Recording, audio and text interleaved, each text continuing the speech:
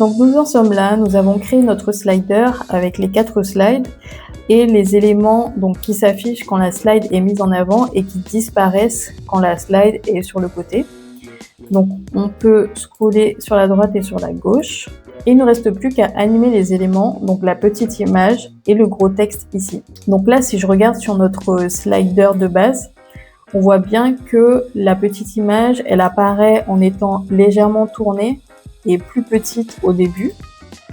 Il y a comme une sorte d'agrandissement de l'image.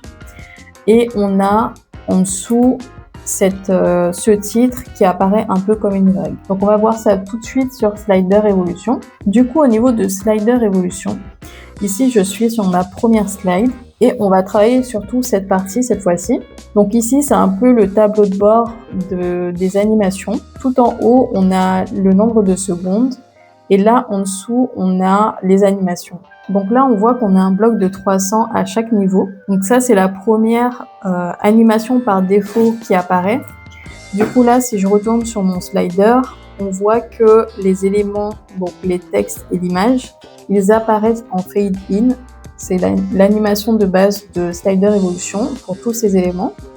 Et en fait, il y a une légère progression. Donc là, c'est en 300 millisecondes, donc ça va très vite. Donc il y a une légère progression pour l'apparition des éléments. On va commencer ici à modifier notre première image, donc cette petite image. Et pour cela, on va aller dans l'onglet Animation. Ici, on a 2 niveaux. On a In et Out. Donc In, c'est par rapport à l'animation d'arrivée. Donc c'est vraiment l'animation quand l'élément arrive en premier plan.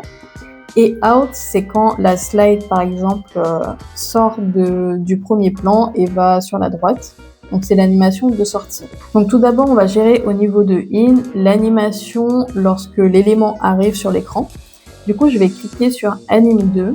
Et pour cet élément, je vais lui dire que le scale d'arrivée est de 0 et que le degré est de 30. Du coup, lorsqu'il va arriver sur Anime A, on aura le scale qui sera directement à 1 et le degré qui va revenir à 0. Donc elle sera dans son état comme elle apparaît ici.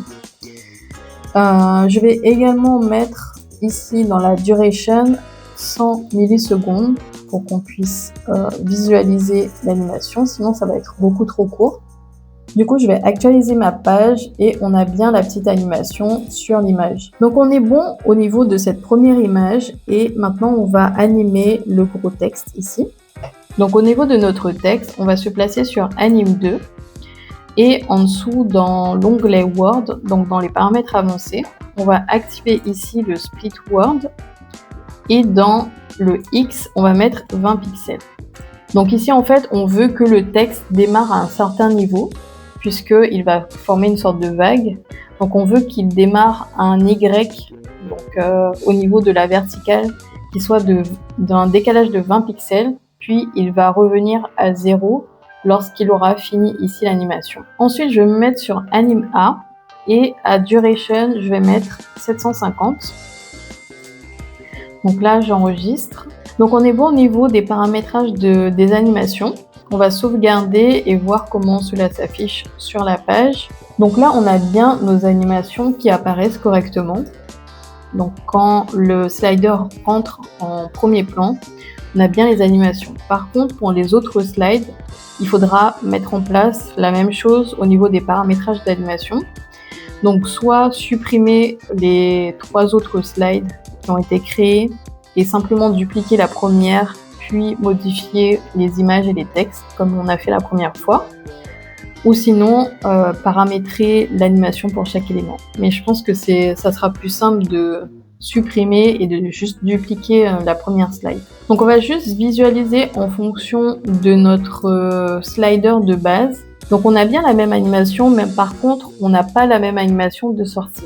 Donc là, quand le slider défile sur la gauche, on voit pas vraiment ce qui se passe. Mais si je le fais naviguer sur la droite, on voit bien que l'animation de sortie est différente. Là, on a un peu l'inverse de l'animation qui se produit à la sortie, donc à ce niveau-là, et en bas aussi. Alors que sur le slider qu'on vient de faire, donc si je regarde ma première slide, où j'ai mon animation, si je regarde l'animation de sortie, on a juste un fade in qui apparaît. Donc pour gérer l'animation de sortie sur Slider Evolution, c'est un peu compliqué à trouver. Moi-même, j'ai eu beaucoup de mal à trouver cet élément. Il faut simplement cliquer sur l'image et dans les paramètres, cliquer sur Anime A. Ensuite, descendre un peu et cliquer sur Reverse In ici.